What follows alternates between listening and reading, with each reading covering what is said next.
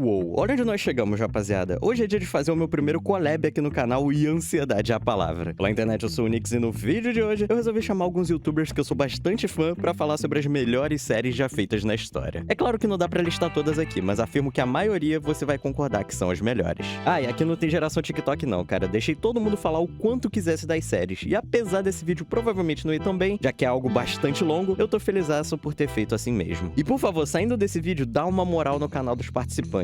Todos fazem um conteúdo incrível e eles devem conhecer a melhor comunidade da internet, que é a nossa comunidade do Nix, né, gente? Inclusive, nesse vídeo eu não vou citar Dark nem Stranger Things, porque eu já falei bastante dessas séries e tá até virando meme eu falar delas no canal. Mas fica aí minha recomendação de cada uma. E com tudo dito, já deixa o like e se prepara pra falarmos sobre as melhores séries já feitas. Vem comigo!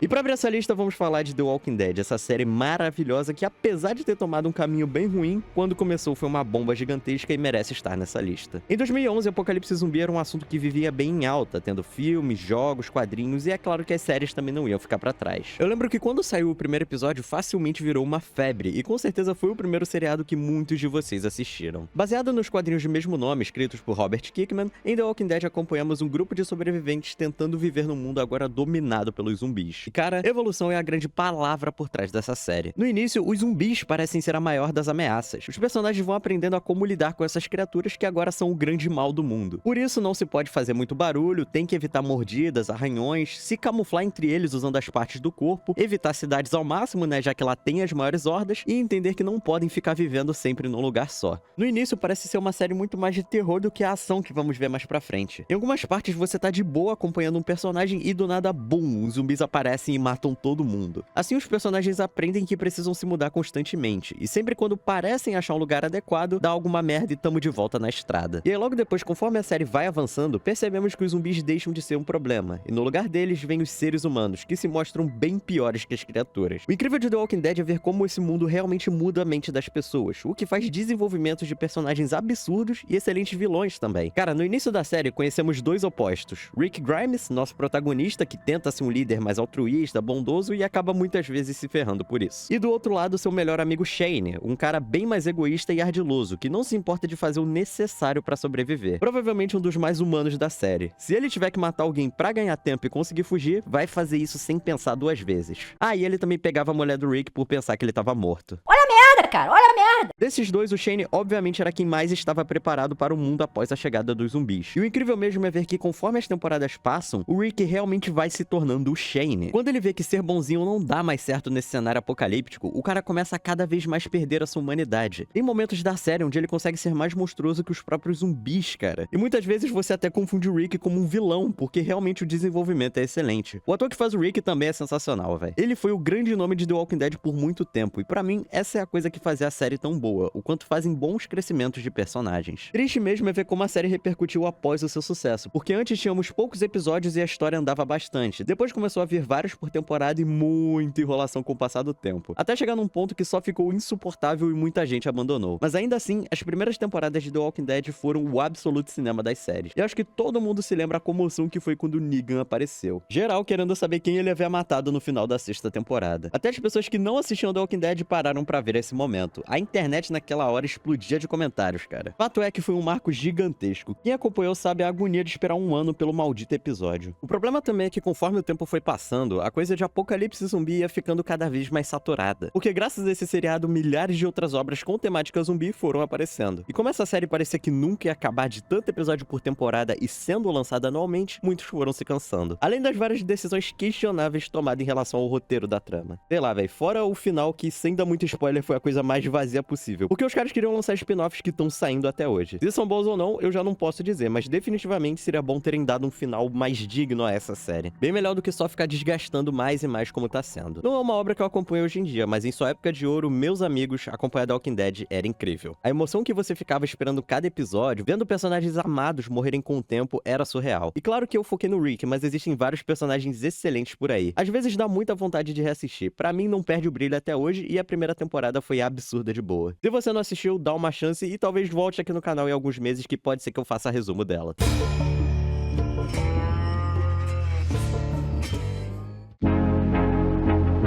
Fala rapaziada, a gente é do Cê Tá Ligado, eu sou o Davi. Eu sou o Ricardo. E o Nix chamou a gente pra falar um pouquinho da melhor série que a gente já assistiu. Exatamente, Davi. Se você conhece o nosso canal, você tá ligado qual é essa série, né? Breaking Bad, meus amigos. Pô, mano, Breaking Bad dispensa apresentações, né? Eu acho que quem não conhece só pode estar debaixo de uma pedra ou nasceu ontem, porque é um consenso geral que essa é talvez a melhor série da história. E não é à toa, né, mano? Ela é a única série que tem um episódio 10/10 no IMDb. Literalmente nenhuma outra conseguiu esse marco antes. E que episódio é esse, você deve estar se perguntando? É óbvio que é Ozymandias. Tá, ok, mas antes da gente chegar no ápice dessa série, a gente tem que falar o porquê ela é tão boa assim e porquê ela é a nossa favorita. Breaking Bad lançou lá em 2008 e acabou em 2013, quando a gente era muito pequeno, então é claro que a gente assistiu muito tempo depois de lançar. E é isso que é o curioso, até hoje tem milhões de pessoas assistindo e consumindo conteúdo de Breaking Bad. A gente gosta de falar que essa série é atemporal, ela nunca vai morrer, sempre vai ter público deixando ela de pé, mano. É, Davi, eu, por exemplo, comecei a assistir exatamente por isso, pelo renome que ela tem, por eu ver tanta gente falar bem dela. E sim, cara, ela é tudo isso. A primeira temporada é a prova de um desenvolvimento de personagem bem feito. Muita gente coloca ela como a mais lenta e sem ritmo da série, mas ela é o motivo da gente gostar tanto assim dela. Logo de cara, eles apresentam um homem comum, professor do ensino médio, 50 anos, e ele descobre que tem câncer, o que de cara nos coloca numa posição de empatia absurda. E quando ele decide traficar metanfetamina pra deixar um dinheiro pra família antes de morrer, é de verdade o plot perfeito pra gente grudar os olhos na tela e não tirar mais.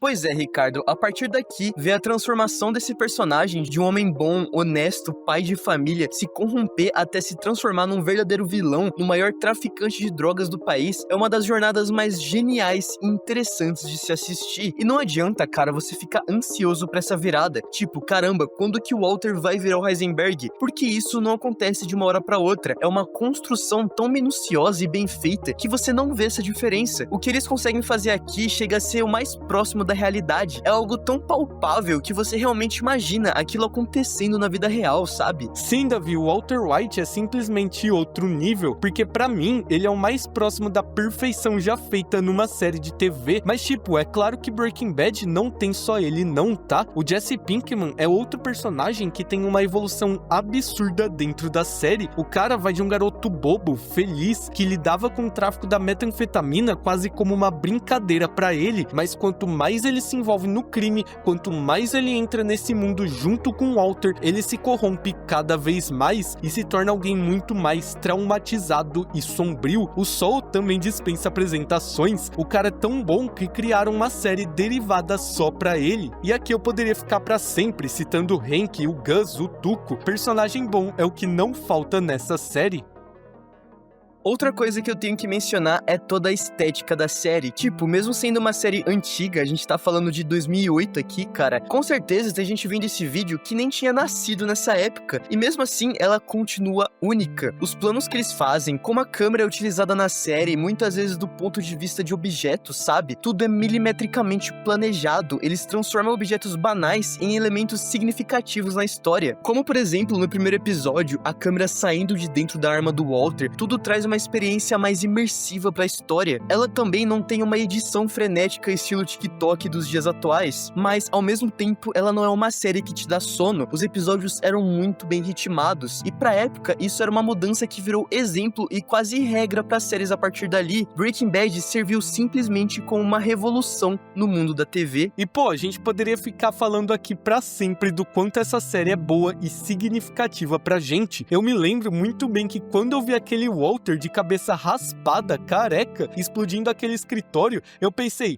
cara, essa é a melhor série de todas. Ozymandias também, que, mano, a gente não vai dar muito spoiler, mas depois de ver aquela cena, eu nunca mais fui o mesmo. Ela mexeu tanto comigo, cara, que é difícil até rever hoje em dia. Momento icônico é o que não falta. Cena memorável dessa série é o que não falta, porque Breaking Bad, cara, é uma obra-prima e com certeza por muito tempo a gente vai continuar falando dela.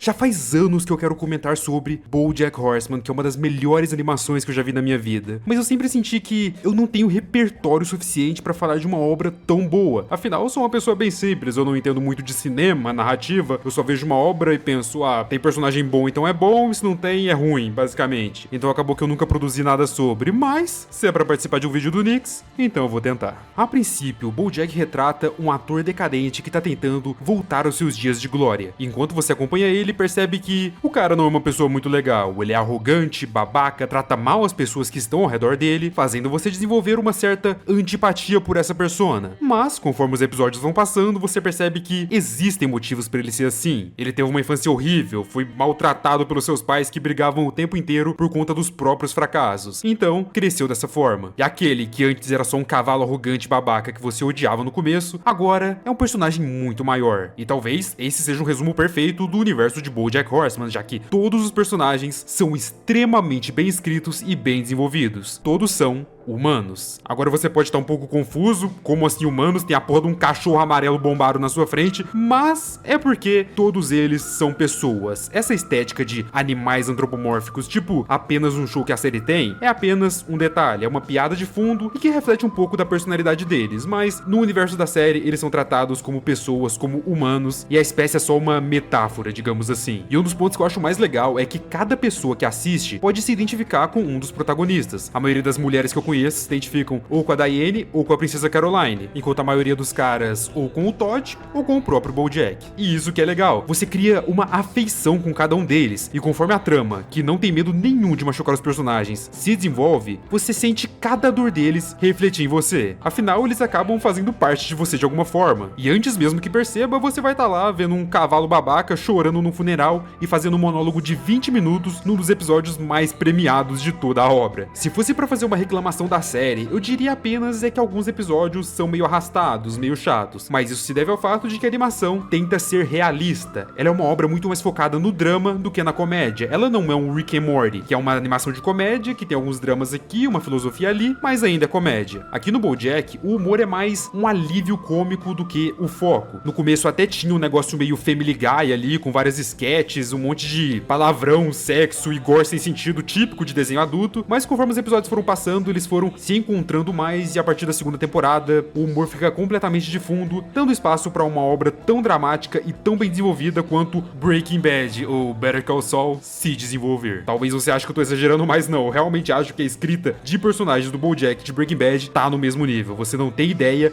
do quão impressionante e quão realista cada pessoa dessa obra é. E se isso por um lado cria um universo riquíssimo e muito crível, também cria muitos episódios chatos, onde basicamente nada acontece. A primeira temporada em especial é um porre pra conseguir completar. A maioria das pessoas que não gosta de BoJack é porque assistiu só os primeiros episódios, que são os piorzinhos. Mas confia em mim, assiste, tenta dar uma chance, tenta deixar a série te cativar, e eu te prometo que a cada nova temporada ela vai ficar melhor, mais profunda e mais pessoal com quem tá assistindo. É igual esse macaco aqui diz: o começo é difícil mesmo, mas depois fica mais fácil a cada dia.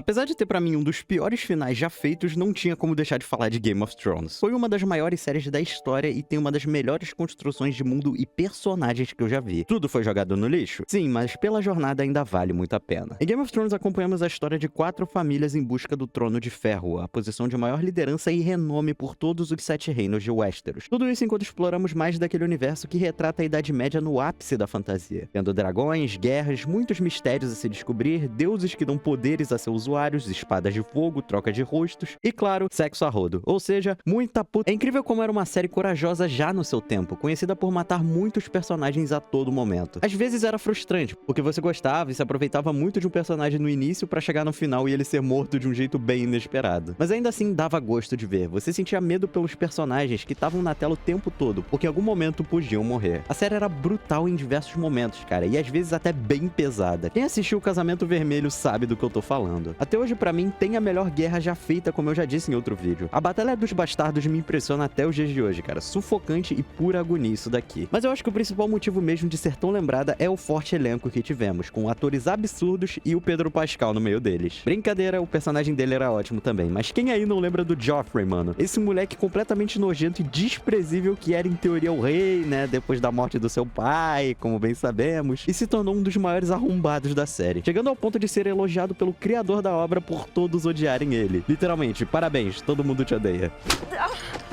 Essa cena é um deleite nos olhos de assistir, cara. Inclusive, outro personagem absurdo era o Tyrion, mano. Que maluco genial, velho. Com certeza um dos meus favoritos disparado. Game of Thrones nos leva por vários núcleos de personagens que estão vivendo nessa era e crescendo com o passar do tempo. O que faz com que possamos explorar mais e mais daquele universo todo que a série tem, fazendo assim uma trama mais lenta, porém muito bem contada. De um lado, temos o Jon Snow na muralha desvendando a trama dos Vagantes Brancos, que são esses monstros gélidos carregando vários mistérios e tendo consigo um exército de mortos à sua disposição. É muito louca a mitologia construída por trás dessas criaturas, que no início você mal vê direito, e daqui a pouco do nada estoura uma guerra com os Vagantes devastando tudo ao seu redor. Ainda nessa conhecemos o Rei da Noite, que é o líder desses bichos, e o cara é foda, mano. Quem morrer perto dele se juntará a seu exército. Aí tu já fica, meu Deus, como vão lidar com esses monstros? Pena que quem sabe o desfecho era melhor nem saber como iriam lidar com isso. Em outra parte do mundo vemos a jornada de Daenerys Targaryen junto de seus 3 dragões, onde ela cresce e se desenvolve para se tornar a futura rainha dos 7 reinos.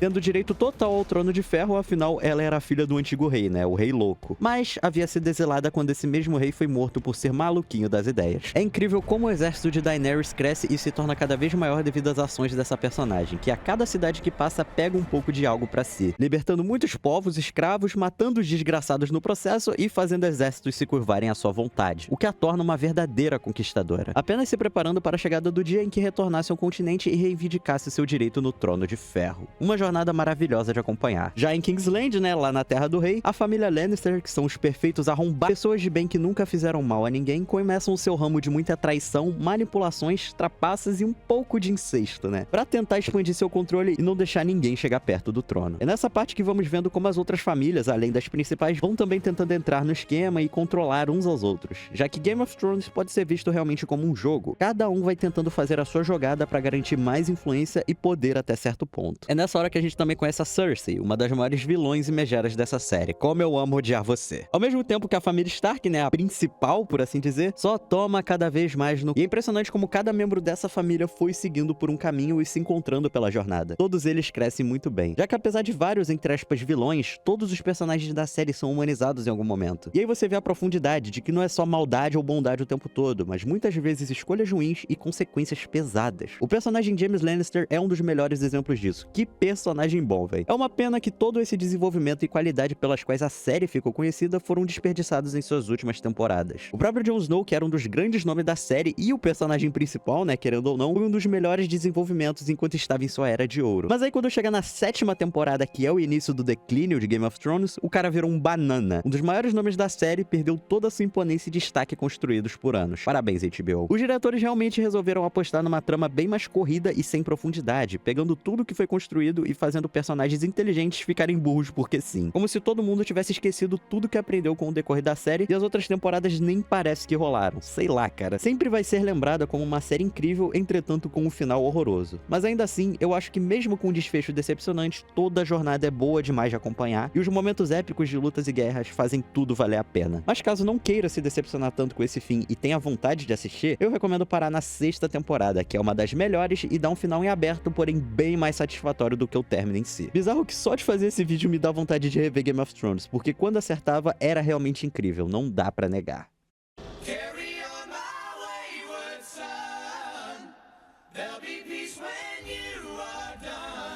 Caçar coisas, o negócio da família. Você já deve ter ouvido, tipo, umas 50 vezes essa frase, no mínimo na sua vida. Até porque essa série, Supernatural, tem uns 20 anos, literalmente a minha idade. Mas resumindo a história, a gente acompanha dois irmãos chamados Jim Winchester e Sam Winchester. Jim Winchester, meio pegador, rei dela. Ele é bravo demais, usa jaqueta de couro. Ele é muito B10, mata monstros. Ele é engraçado às vezes, quer dizer, ele é muito engraçado. Assim, claramente não tenho favorito. Assim, e temos o Sam. O Sam é o Sam. Tchê, perdi o meu tênis. Mas é basicamente isso, a gente acompanha a jornada desses dois irmãos durante umas 15 temporadas.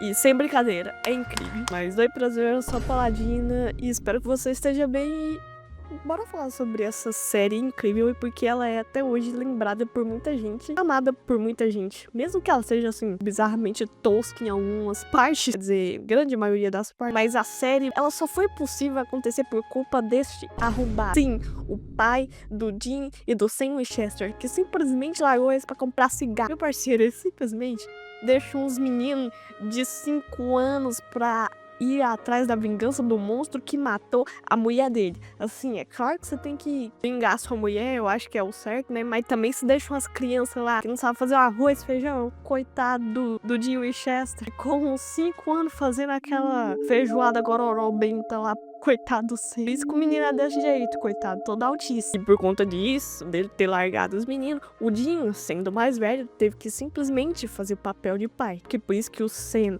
é simplesmente muito amoroso com todos, gente boa. E o coitado do Dean, que foi criado com o pai, é simplesmente muito explosivo, porque foi criado com o John. Totalmente comprovado pela ciência em base.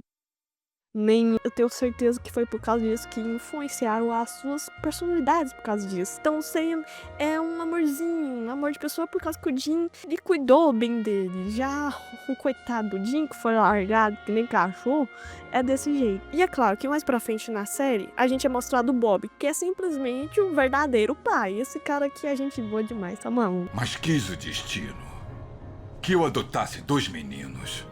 E eles cresceram bem. E conseguiram virar heróis. Mas depois se passam uns anos ali, eles crescem, vivem sozinhos. E o Sam tá lá tranquilão, fazendo faculdade com sua namorada, vivendo a vida boa dele, construindo. E simplesmente vem o arrombado do Dean e fala que tem que caçar bicho porque o pai deles sumiu. Aí o coitado viu sua namorada morrer do nada. Aí ele ficou traumatizado e obrigatoriamente o Sam teve que ir junto com ele. E assim o Sam foi arrastado pra caçar bicho no mato junto com o Dean. Eu disse assim, você acha que esse cara faz faculdade? Dean é aquele irmão que vai te levar pro caminho completamente errado. Ele vai te levar pro caminho das drogas. Literalmente clona um cartão pra viver. E eles passam várias aventuras caçando esses bichos sobrenaturais, rodando nesse impala simplesmente belíssimo, maravilhoso, que todo mundo queria ter um dia. Claro, o Dean e o Sam, eles brigam não 2, não 3, não 4, não 5, uns 5 milhões de vezes no mínimo. E tipo, as brigas dele, não, e assim, eles brigam, separam por 10 minutos no episódio, aí depois volta. É tipo aquelas crianças que vai ameaçar sair de casa, mas anda só na esquina e depois volta, entendeu? E é claro que ao decorrer da série a gente tem personagens muito legais também, tipo o Castiel, um dos personagens que eu amo de paixão. Ele sempre ajudar o Dean e o Sam, e ele ser muito carismático, e ele por ser um anjo, assim, ele não sabe exatamente como funciona o mundo dos humanos, é muito legal. E é umas coisas muito engraçadas, tipo isso aqui. Se o cara da pizza gosta mesmo da babá, por que ele fica batendo nela? Ela fez alguma coisa errada. Você tá vendo filme pornô? Por quê? Só tem isso? Não se assiste filme pornô. Espero que não lasque com o vídeo do Nix, ele falando. E é claro, tem episódios que eles constroem ao longo do tempo com foreshadows, como por exemplo, Colt arma que poderia matar tudo. Então eles simplesmente rodam todos os Estados Unidos, até porque parece que não tem nenhum outro lugar na série. E eles constroem isso durante vários episódios, indo atrás dessa Colt que pode matar tudo, criando mais tensão, que quando simplesmente eles usam a Colt, que pode matar qualquer monstro, é simplesmente um dos momentos mais incríveis. Quando você tem uns 10 anos, você fica, uau, caraca.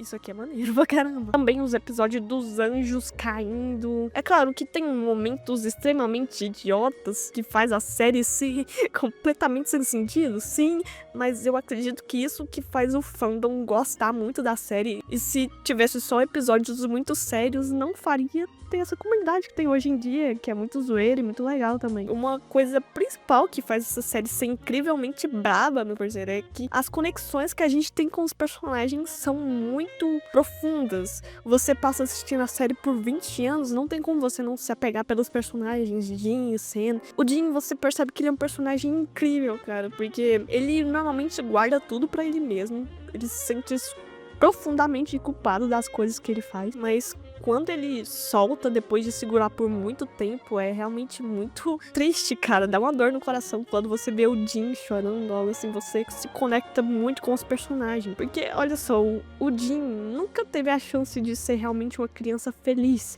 por culpa daquele arrombado. E você não é criança.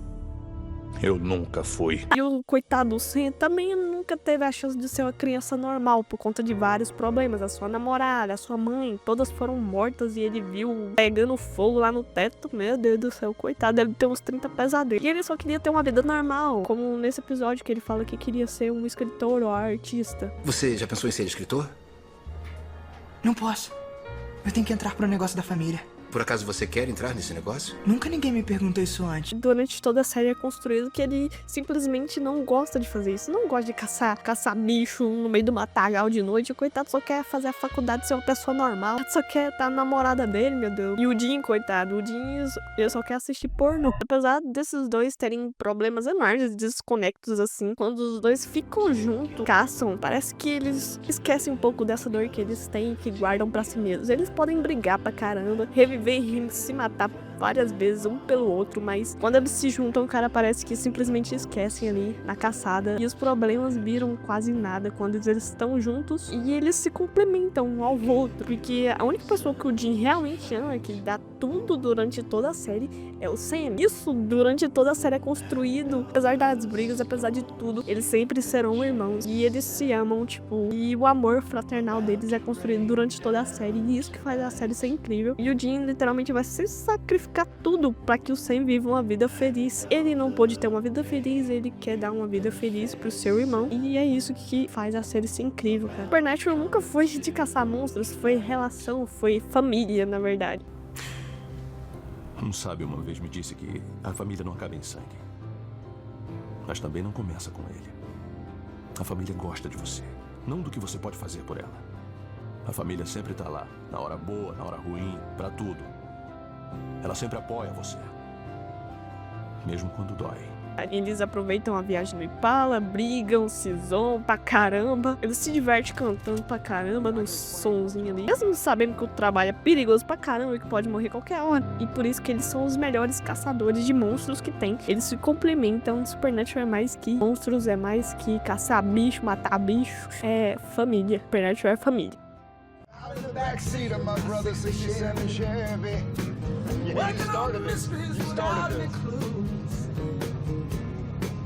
Here we go. Come on now. Working on a night moves.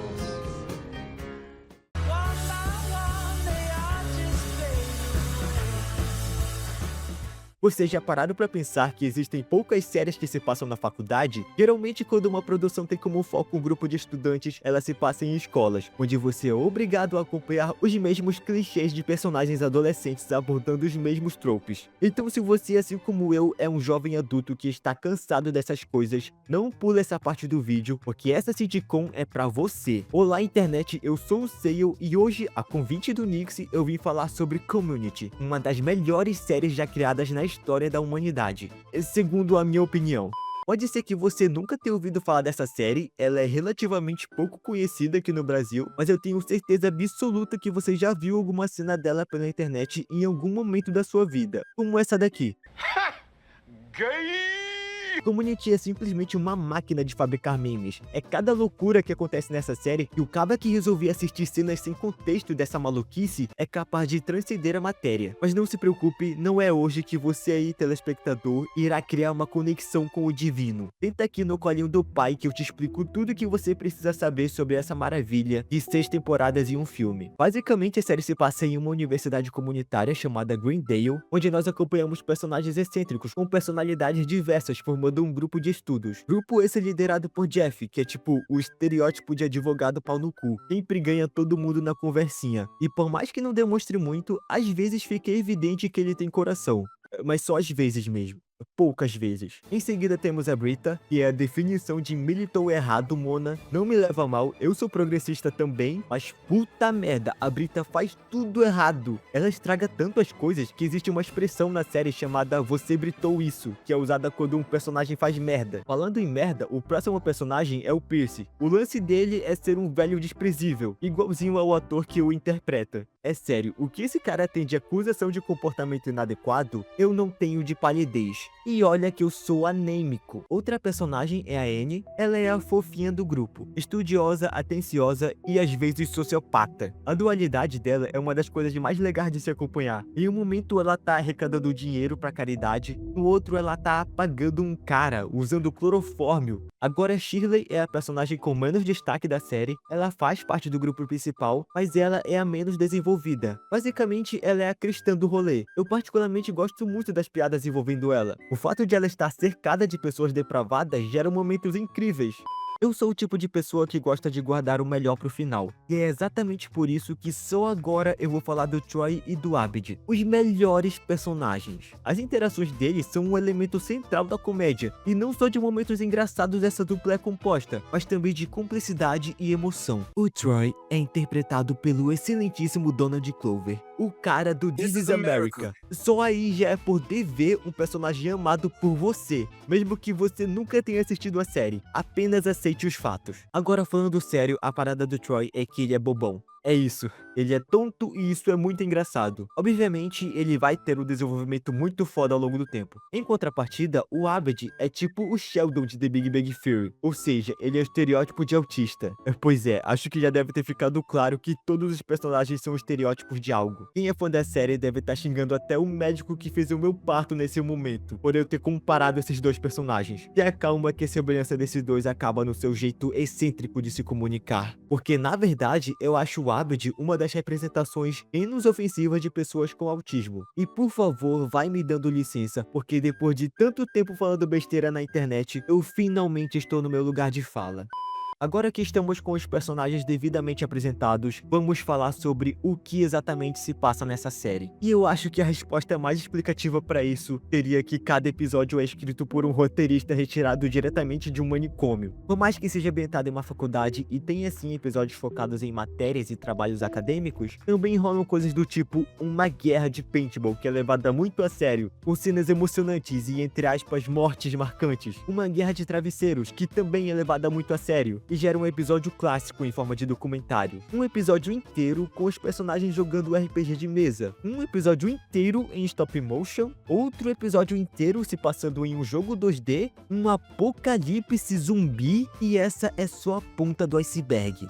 Ponto alto de Community é a sua escrita. O responsável por isso é o Dan Harmon, e também é o criador de Rick e Morty. Pra vocês terem uma noção, esse cara criou uma estrutura narrativa chamada Story Circle, que basicamente é uma forma mais organizada de se fazer uma história, onde nela o seu personagem vai sofrer e depois vai voltar pra casa diferente. É isso, é um círculo porque começa no ponto A e termina no mesmo ponto A. Só que agora o personagem tá meio traumatizado, mas com aprendizado, tipo a vida adulta. Esse Story Circle é usado em praticamente todo episódio. Geralmente eles começam com todos os personagens reunidos na mesa de estudo, vivendo suas vidas normalmente, até que o probleminha besta surge e se escalona num apocalipse cinematográfico, deixa todo mundo emocionalmente destruído e depois joga eles de volta pra mesa de estudos como se nada tivesse acontecido. E isso funciona por causa da caceta do Story Circle. Eu não tenho como me aprofundar aqui com vocês no enredo da série, porque Community funciona no esquema episódio da semana, só que no modo caótico. Cada semana tem um mini surto diferente. Mas eu separei aqui o meu episódio favorito pra gente analisar, o Remedial Chaos Theory. Eu provavelmente não pronunciei isso da maneira certa, mas enfim, esse é o quarto episódio da terceira temporada e traz uma premissa bem simples. Troy e Abed convidam um grupo de estudos pra visitar o seu novo apartamento. Todos sentam na mesa pra conversar, mas a campanha toca e eles precisam decidir quem vai pegar a pizza no rolar de dados. E como eu disse, parece bem básico, mas só parece mesmo. Como cada número do dado representa uma pessoa diferente saindo do apartamento para ir pegar a pizza, Abed alerta Jeff que se ele jogar esse dado, estará criando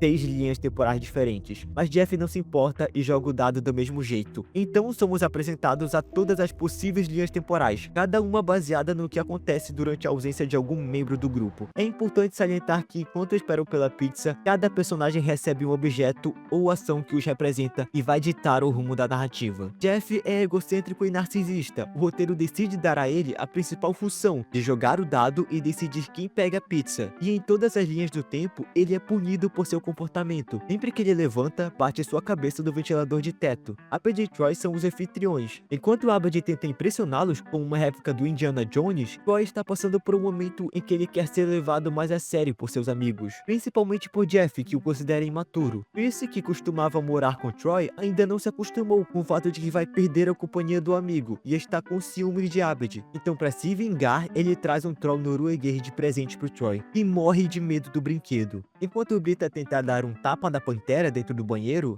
Annie lida com outro problema. Sua vizinhança é tão perigosa que ela precisa carregar uma arma na bolsa. Já Shirley questiona seu papel dentro do grupo e começa a fazer cada vez mais tortas e pizzas caseiras, para talvez ter alguma característica própria entre os amigos. Todos esses itens apresentados, a arma, a torta, o troll, a réplica do Indiana Jones, o baseado, são componentes que contribuem para a forma na qual o roteiro examina seus personagens. Muitos desses itens funcionam como uma Chekhov's Gun, ou seja, eles nos foram apresentados no primeiro ato para eventualmente voltarem em cena com peso narrativo. O roteiro se aproveita de piadas estabelecidas em outras linhas temporais e brinca com seus personagens, mas a realidade mais chocante das 7 apresentadas nesse episódio é a de Troy. Na primeira jogada de dados, Annie vai pegar a pizza e Troy encontra acidentalmente a arma dela. Lembra quando eu mencionei a Chekhov's Gun? Exatamente. Se você apresenta uma arma no início da sua história, eventualmente essa arma precisa ser disparada. Com tudo isso em mente, partimos para a última rolagem de dados, a realidade alternativa na qual Troy vai buscar a pizza. Assistimos ele bater a porta tão forte que deixa a bola de réplica do Indiana Jones cair no chão. Jeff levanta para beber alguma coisa, mas bate a cabeça no ventilador. Annie diz que vai no banheiro ajudar com o machucado, mas escorrega na bola, derruba a mesa, assusta Pierce e chuta a bolsa de Annie, fazendo com que a arma dispare e acerte sua perna. Rita, que estava fazendo uso do bem bolado, deixa seu baseado cair no chão molhado de bebida alcoólica. O fogo se espalha, sangue jorra na cara de Shirley e quando Troy retorna com a pizza, culpa o troll amaldiçoado, que está sorrindo e em chamas no meio do caos. E assim, meus amigos, atingimos o clímax do melhor episódio de Community. No fim, depois de nos apresentar todas as possibilidades possíveis, Abed não deixa Jeff rolar o dado, pois em suas palavras, o caos já está presente demais em nossas vidas. O universo é um mar eternamente agitado de aleatoriedade. Nosso trabalho não é lutar contra isso, mas navegar juntos na jangada da vida, unida por essas poucas, raras e belas coisas aparentemente previsíveis.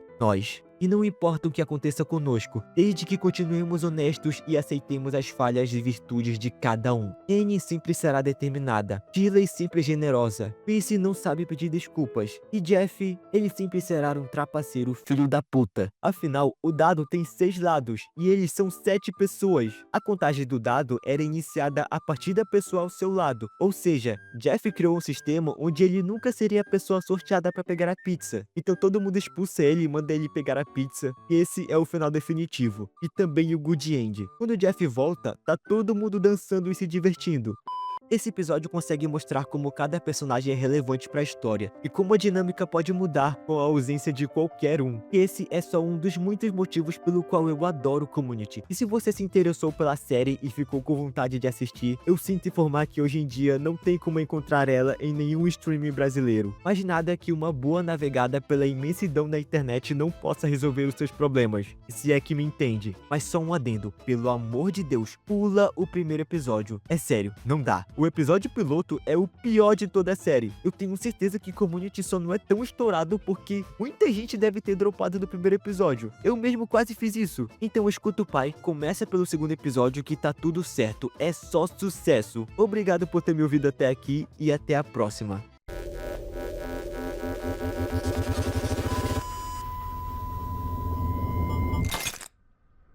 Opa, Ferris aqui. O Nix me chamou aqui nesse vídeo para falar de séries. Que séries? Bem, no caso, as melhores séries que eu já assisti na minha vida. Mas como esse vídeo aqui é para falar só sobre uma série, então eu escolhi falar de uma bem específica. E olha, foi difícil escolher uma só, porque né, tem tanta série legal por aí, mas eu tive que meter a real e falar somente de uma que realmente me deu aquele choque de realidade. Bem, quando falamos de séries, existem vários tipos de séries que podem marcar a gente por diversos fatores, seja as que mudam a nossa personalidade para bem ou para ruim, ou aquelas que te ajudam em determinada situação, como depressão, ansiedade e essas paradas aí. Mas se fosse para me dizer qual dessas séries eu poderia dizer que é a minha favorita e que de certa forma me ajudou a entender algo, eu lhe diria que essa série seria Succession. É uma série com diálogos bem cirúrgicos, um drama bem pesado, tipo aquelas séries que te dá aquele soco no estômago que te incomoda, mas não é sobre ela que eu vou falar aqui. Esse tipo de série é muito específico que dificilmente alguém poderia engolir ela tão facilmente, porque o ritmo é lento, a galera fala de uns países que a gente nem sabe onde fica, mas a série que eu vou falar aqui é Black Mirror.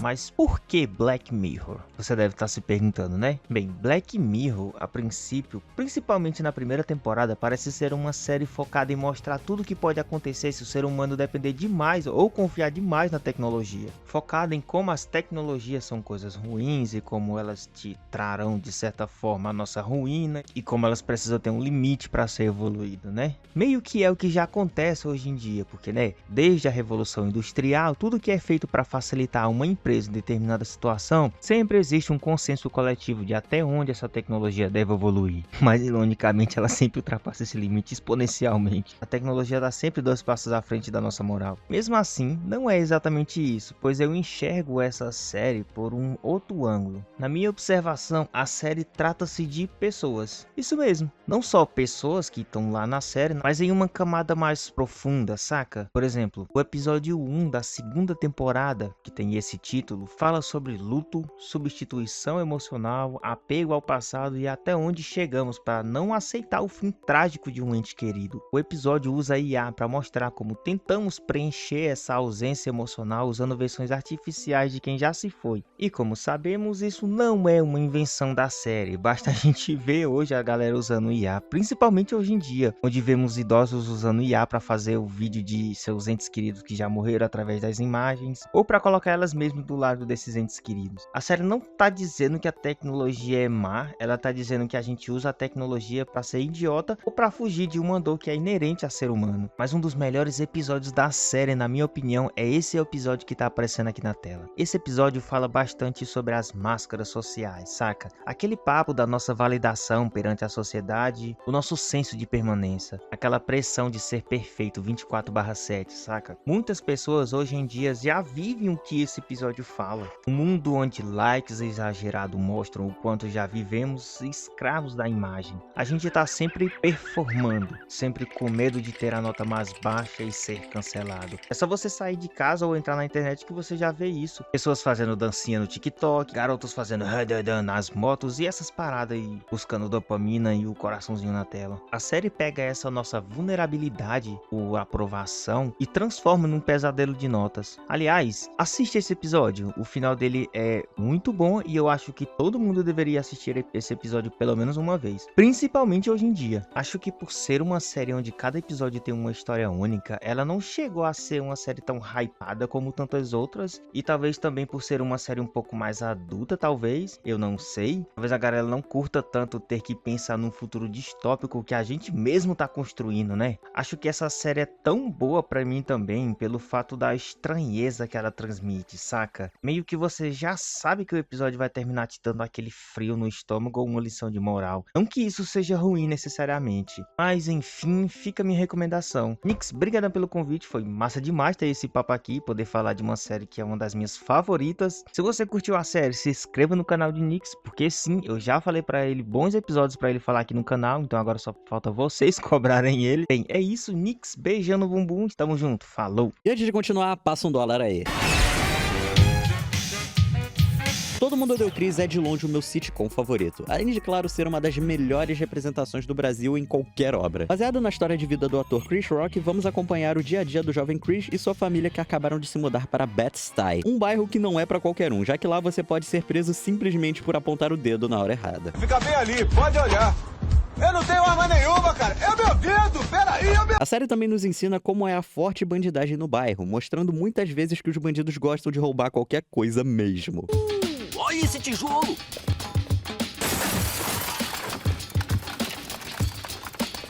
Vivendo situações do cotidiano americano, o jovem Chris tem o péssimo hábito de sempre se dar mal em quase todas as situações, já que todo episódio termina com ele se metendo numa roubada, como no dia que foi suspenso da escola e acabou se envolvendo com um grupo de marginais, assim nascendo o Senhor Descolado, ou melhor dizendo, Suco de Fruta, um dos maiores criminosos do Brooklyn. A série por si só é recheada de vários momentos icônicos que destacam bem a dublagem brasileira. Até hoje eu passo mal com o Chris conhecendo o Angel pela primeira vez na aula de economia doméstica. Eu sou Angel. Maluco, isso aí saiu foi do inferno. Eu quebrei a mão daquela criatura. Esse dublador é muito bom, cara. Além de Chris, vamos conhecendo mais de sua família, formada por seus irmãos Drew, o exterminador do calote, lutador de artes marciais, que sempre vai se livrar da culpa com uma única frase. Não fui eu. E a sua irmã caçula Tônia, a melhor representação do coisa ruim, que vai fazer o possível pra culpar o Chris por qualquer coisa que ele não fez. Chris já chegou! Não. Droga!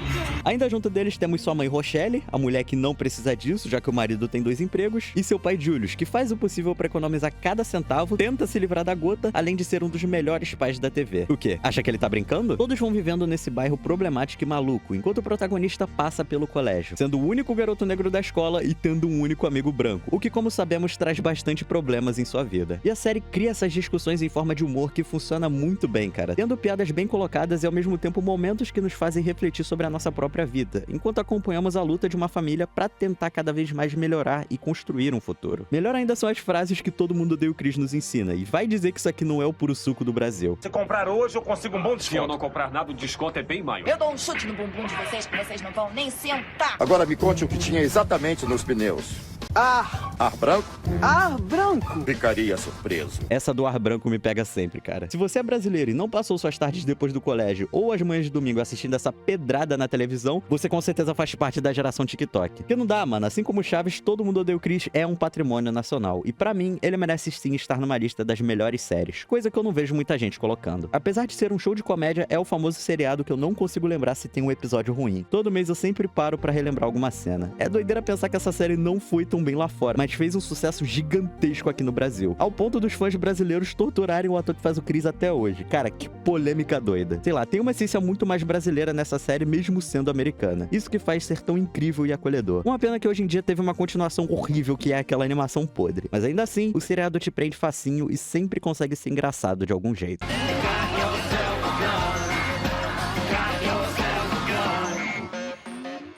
Bom, prazer, eu sou Breu e irei comentar sobre Sopranos e como ela é a série perfeita. Ai, mas tem tal série que é melhor e blá blá blá. Calma, paizão. Saiba que sua série favorita só existe por causa de Sopranos, fechou? Não acredita? Mano, então vem comigo que eu vou te provar. Primeiramente, o que vem à sua mente quando pensamos na televisão moderna? Bom, geralmente lembramos de produções gigantes, orçamentos astronômicos, efeitos especiais, universos expandidos, fandões tóxicos brigando no Twitter, teorias de youtubers, spin-offs planejados antes mesmo da série estrear, mas tudo isso, absolutamente tudo, só existe porque em 1999, um mafioso de meia idade resolveu ter uma crise de ansiedade. Sim, pois é, e isso por si só é genial. Tony Soprano, interpretado por James Gandolfini, não apenas mudou o rumo da TV, ele destruiu completamente o que existia antes e reformulou tudo o que veio depois. Ele redefiniu o conceito de protagonista. Ele abriu portas para anti-heróis que hoje chamamos de clássicos. Ele trouxe profundidade psicológica para dentro de uma narrativa criminal. E, acima de tudo, ele fez o mundo inteiro respeitar a televisão de um jeito que nunca tinha acontecido. E é isso que vamos analisar hoje. A série, a mente do protagonista, a cultura ao redor e o impacto irreversível que ela causou no audiovisual. Para entendermos o fenômeno de Sopranos, a gente precisa voltar lá para o final dos anos 90. A televisão americana vivia uma era medíocre. Claro, existiam boas séries, existiam experimentos, na verdade. Existia Twin Peaks, que foi revolucionária, mas, no geral, a televisão era considerada menor, inferior ao cinema, uma arte de segunda categoria. Então surge David Chase, esse gostoso, um homem que, segundo o próprio documentário sobre a criação da série, nunca quis trabalhar na TV. Ele queria cinema. cinema, ele queria profundidade, ambiguidade moral, personagens reais, mas aquele mundo ainda não era pra ele. E aí, ironicamente, justamente por ter sido rejeitado pelo cinema, ele encontrou a liberdade na HBO. A HBO, que naquele momento tentava montar sua identidade original, decidiu arriscar tudo em um piloto sobre um mafioso que tinha ataques de pânico. Uma premissa que, na época, ninguém botava fé. Chegava até a ser cômico, não porque fosse engraçada, mas porque ninguém enxergava potencial dramático nisso. O curioso é que David Chase sempre tratou Sopranos como uma narrativa sobre família, não sobre máfia, não sobre glamour do crime, não sobre violência, mas sobre família. Ele dizia: a máfia é só uma metáfora para qualquer dinâmica humana em que o poder é mascarado por afeto. E é aí que a genialidade começa. Quando a série estreou em 1999, o impacto foi imediato. Críticos chamaram de revolucionária, espectadores ficaram chocados com a mistura de brutalidade e sensibilidade, e Tony Soprano rapidamente se tornou um fenômeno cultural. O público tinha medo dele, mas também se via nele, e isso é perturbador. Tony representava uma nova era na TV, a era do anti-herói. Sem ele não existiria Walter White, Don Draper, BoJack Horseman, Rick Sanchez, Joe Goldberg. Todos esses personagens são descendentes diretos do homem que ia pra terapia porque ele esmaiava vendo patos voarem do quintal dele. Ai ai. E sim, isso é mais profundo do que parece. Sopranos abriu caminho para a chamada Peak TV, uma fase em que séries passaram a ser encaradas como cinema de longa duração, com arcos complexos, personagens densos e reflexões profundas sobre moralidade, identidade e sociedade. Nada disso existia antes, e tudo começou com um mafioso indo ao psiquiatra. Agora vamos entrar na estrutura da série, e claro, sem spoilers direto das cenas finais, porque aquele final é o...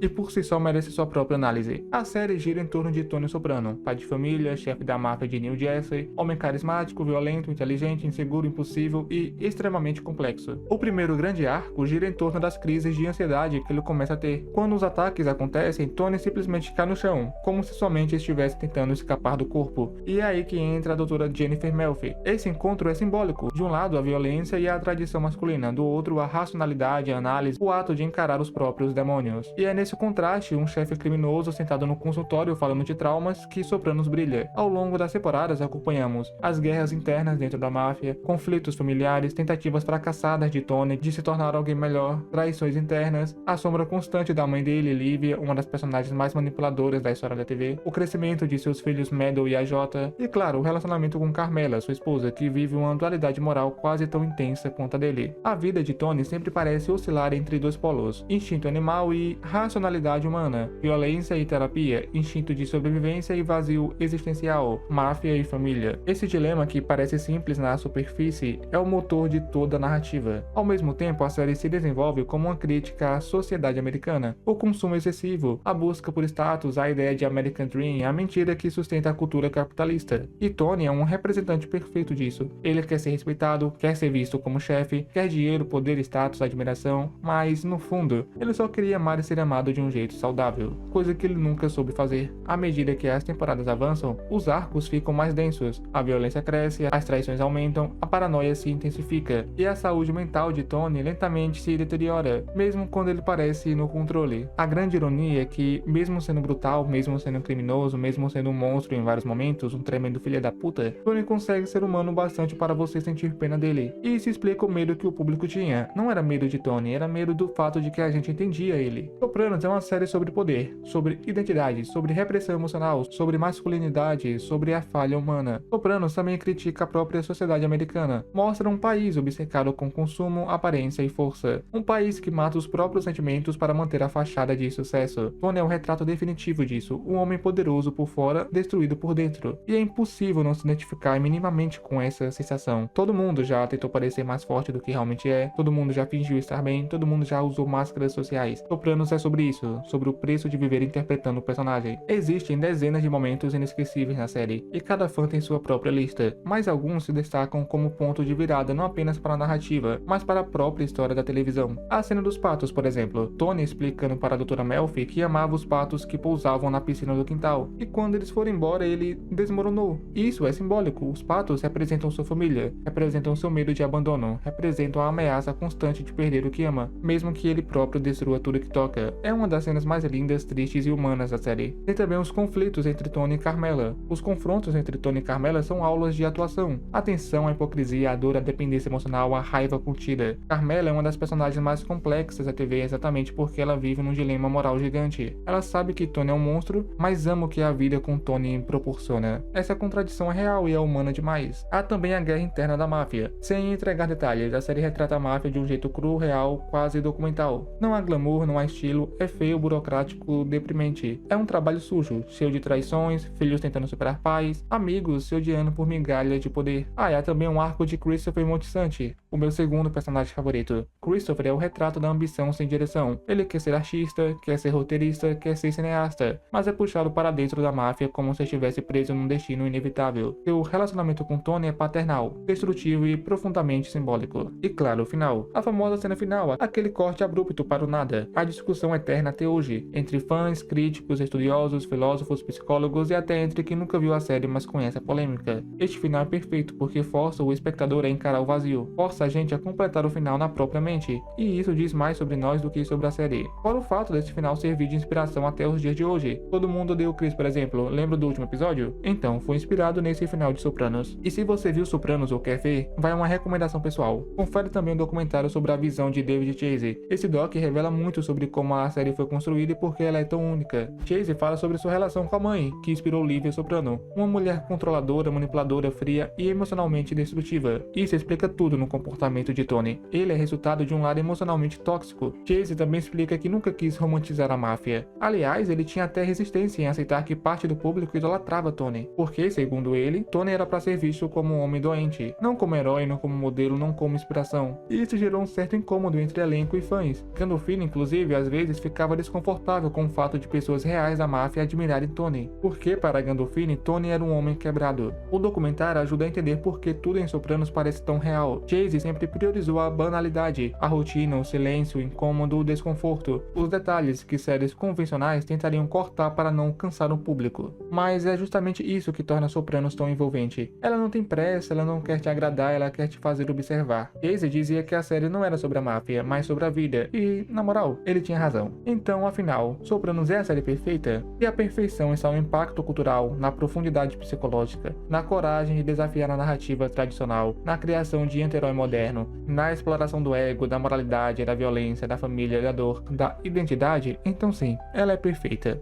E bom, se você chegou até aqui e ainda não consegue admitir que essa é a melhor série já feita pelo homem, sinto muito, mas o problema está em você. Pois é, fazer o quê? Nem todo mundo é perfeito. Valeu, tamo junto, rapaziada.